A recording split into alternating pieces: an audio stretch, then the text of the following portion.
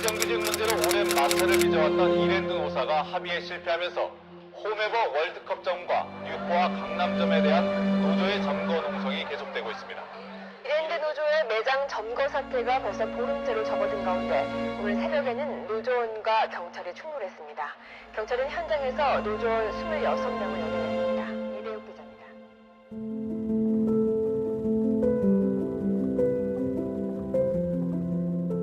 15년 가까운 시간이 흘렀습니다. 그 사이 많은 일들이 있었죠. 많은 것들이 변했지만 또 동시에 그만큼 많은 것들이 변하지도 않았는데요. 오늘 우리는 노동, 노조, 투쟁 같은 조금은 무서운 단어들과는 전혀 관계없을 것 같았던, 그렇지만 생존을 위해 510일이라는 상상하기 힘든 긴 시간 동안 싸움을 치러왔던 여성들의 이야기를 해보려고 합니다. 한때 이들은 세상을 뜨겁게 달구기도 했습니다. 농성 기간에는 수십 대의 방송국 중계차들이 장사진을 이뤘고 그들의 이야기가 영화로도 만들어지기도 했으니까요.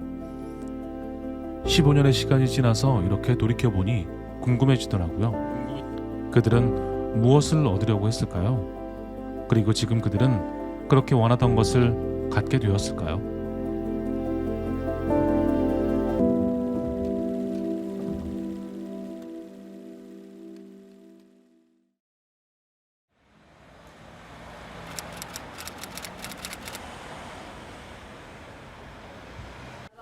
우리 렌탈하는 걸 하기 위해서 우리 남편은 이제 계속 이제 수배됐었고 여성, 노동, 농민. 그래서 저는 유경순이고요. 역사 연구자이고요. 요즘에는 여성 노동자 운동의 역사를 연구를 하고 있습니다.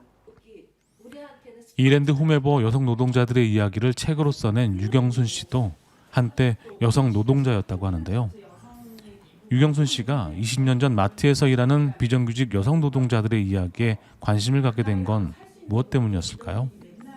그러니까 이랜드 같은 경우 특히 기혼 여성들이었기 때문에 정말 기혼 여성 노동자들이 자기의 집과 가정을 꾸려나가면서 직장에서는 어떻게 일하고 어떻게 싸우는지, 싸우는 방식은 일반 노동자나 미혼하고 또 어떤 차이가 있었을까, 사실 이게 저한테는 되게 궁금하기도 하고, 남성 노동자들 투쟁을 제가 여러 사업장들 사례를 정리도 해봤는데 그런 경우 없어요. 남성들은 오롯하게 그냥 투쟁해서 들어가서 파업하고 점거하고 이거지, 기혼 여성들이 노동자로서 자기 선언을 했다.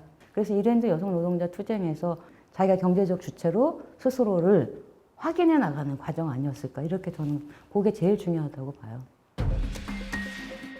지금은 흔히 볼 수 있는 대형마트는 1963년 프랑스 유통기업 까르푸를 통해 처음 선보였습니다. 그들은 유럽 전역으로 매장을 세워나갔고 아시아 진출까지 이루게 됩니다. 2007년 당시 한국은 유통시장을 개방하게 되는데 이것이 당시 까르푸의 세계 전략과 맞물리며 마침내 한국에 상륙하게 됩니다. 지금 까르푸에선 특별한 쇼핑 이벤트가 펼쳐집니다. 하지만 당시 국내에서는 비정규직 문제가 사회 문제로 떠오르기 시작했고 까르푸의 국내 진출은 이 문제를 고스란히 떠안고 말았습니다. 임금의 문제보다도 더 문제가 됐던 거는 까르푸는 이 적정 노동 인원을 사용하지 않아요. 그러니까 어떻게 되냐면 노동자들이 노동 강도가 세지는 거잖아요. 처음 들어가갖고는 진짜 낮인지 밤인지를 모르고 일을 했어요. 새벽에 들어가면 밤중에나 나왔어. 정말 계산대에 줄이 어마무시하게 서 있어서 5시간, 6시간은 정말 움직이지도 못하고 계속 계산만 하고, 어떨 때는 8시간이 지나가는지 모르고 9시간, 10시간도 하고 서 있고 막 이런. 마트 안에 많은 다수 일하는 사람들은 기혼 여성들이었고 관리아들은 대부분이 남성들이었었거든요. 까르푸 안에서는 이제 기혼 여성들이란 말이에요, 30대 이상의. 근데 이분들에 대한 명칭이 멸치 언니, 황태 언니, 예를 들어 이런 표현 방식들이 그분들 스스로가 되게 이제 인격적으로 대우받지 못하는. 대형마트라는 이전에는 보지 못했던 대규모 슈퍼마켓에서 일하게 된 여성 노동자들은 계산대에서 앉지도 못하고 각종 열악한 노동 환경에 놓이고 말았습니다. 그런데 참 이상하죠. 까르푸는 프랑스 기업이고 그 나라는 노동자의 인권을 그 어떤 가치보다 중요하게 여길 텐데 한국에서는 왜 이런 일들이 벌어졌던 걸까요? 당시에 마트들에 있는 서비스 업종에 있는 이런 쪽과 거의 비슷한 문화 아니었을까. 그런데 이제 차이는 어떻게 나타나냐면 노조를 결성할 때 사실은 프랑스라든가 이쪽은 노동조합 다 인정이 되거든요. 프랑스가 얼마나 진보적인 나라예요. 그들도 자기네 나라 가면 조합원이거든요. 그 나라에서는 인권이고 노동자의 권리로 노동자 활동이 다 인정이 되고 있는데 우리 한국에서 노동자들이 노동조합을 결성하면 그거를 부시려고 인정하지 않고 탄압하고 이제 이런 모습을 놓고 이중잣대를 취한다는 거죠. 하지만 더 큰 문제는 다른 데 있었습니다. 초기 왕성한 투자와 함께 진출한 까르푸의 움직임에 변화가 감지되었기 때문입니다. 초창기에는 엄청난 자본 투자를 해요. 2002년에 보면 25개 전국에 점포들이 매장들이 만들어져요. 까르푸가 세계 11,000개 정도 갖고 있어요. 근데 그 중에 매출액이 10위 안에 들 정도로 잘 됐었어요. 근데 이제 문제는 2001년 이후부터 매장을 새로 확장시키지 않아요. 인력을 감축시키거나 내부에 들어가는 비용을 절감하는 방식으로 간다든가 이렇게 가면서 이마트, 그 다음에 이제 롯데마트 같은 경우도 대형으로 등장하면서 경쟁에서 이제 밀리는 거예요. 매출이 이전에 비하여 이제 쭉쭉쭉 떨어지니까 이거를 이제 빼낼 준비를 했던 것 같죠. 경쟁업체보다 빠르고 좋은 지역을 선점해서 매장을 만들고 매출을 올려야 하는데 까르푸는 당시 내부 자금 사정으로 투자에 대한 동력을 잃었고 이것들이 결국 까르푸가 매각할 다른 회사를 찾기에 이르고 그때 등장한 기업이 바로 이랜드였습니다. 이랜드가 그때는 엄청나게 M&A를 해서 이제 4세 확장을 하던 시기였거든요. 뉴코와 통합하고 까르푸 통합하고 하면서 이마트, 롯데를 제끼고 넘버원이 되겠다 이런 이제 거창한 글로벌 비전을 갖고 있었기 때문에 이랜드가 성장하는 과정 보면은 진짜 한 축에서는 노동력 비용 정말 절감하는 또 하나는 이제 기업을 인수 합병시키는 방식 그것도 자기 돈이 아니고 투기자본 끌어들여 와가지고 인수 합병하는 방식으로 한 축에서는 유통업체로 또 진출을 하는 거거든요. 그 경로에서 사실은 까르푸 인수 전에도 뛰어들었다. 이게 팔린 가격은 1조 7,500억이라고 얘기했지만 자기 자산은 3,000억밖에 안 됐어요. 그렇게 인수해서 그래서 정말 제대로 잘 운영할 수 있을까? 까르푸 때는 없었는데 이랜드로 매각되면서 그걸 느끼게 된 거예요. 회사 돌아가는 꼬라지가 너무 싸가지 없으니까 까르푸 애들은 그래도 신사였다고 봐야 돼요.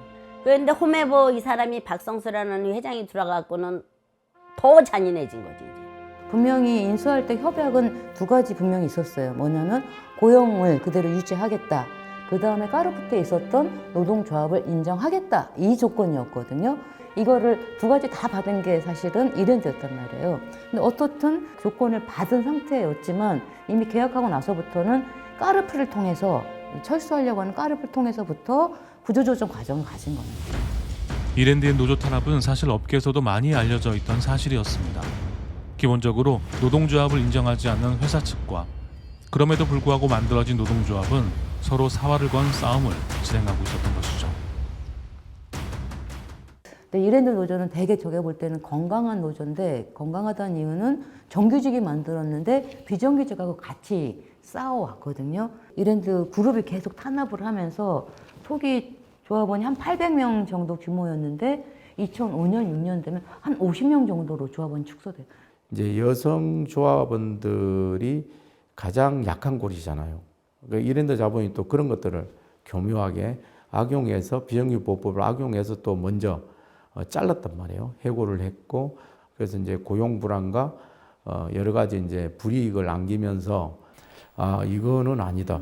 그래서 그 당시에 비정규직이 이제 우리는 18개월 되면 자동으로 그 이제 그 협약 단체 협약에 그게 있었는데 근데 이제 그거를 시켜주지 않으려고 이제 계약을 거기까지 18개월까지만 딱 하고 이제 끝내는 것들을 같이 옆에 같이 일했던 직원들이 그걸 당하고 있는 거죠.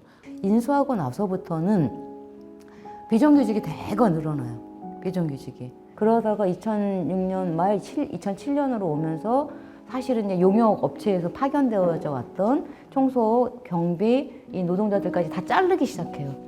그래가지고 한 예를 들면 이제 상암점 같은 경우는 청소하는 노동자들 잘라버리니까 매장이 더럽잖아요. 화장실에 막 휴지통이 넘쳐나고 용역 직원들도 해고되면 그 여파가 계속 비정규직, 정규직한테도 또 올 것이다. 그러니까 끝까지 가야 되겠다 생각한 거죠. 그러면서 저희가 서울의 마지막 노동조합이 없는 월드컵에 노동조합을 깃발을 세운 거예요. 노조를 인정하겠다, 활동을 보장하겠다고 했지만 사실은 노조에 대한 탄압이 이미 준비되고 진행되어지는 과정으로 볼 수도 있었다. 최근의 격렬한 대립 속에 지난 2년을 끌어온 비정규직 관련 3법이 오늘 국회 본회의를 통과했습니다. 열린우리당과 한나라당은 민주노동당의 거센 반발을 뚫고 법안을 국회의장 직권으로 상정해 처리했습니다. 예요 저희가. 근데 항상 계산대에서 일을 했는데 우리가 언제 이런 자리에서 이렇게 진짜 그렇죠. 우리가 일하는 자리에서 이렇게 자리라고 누가 생각을 했겠어요.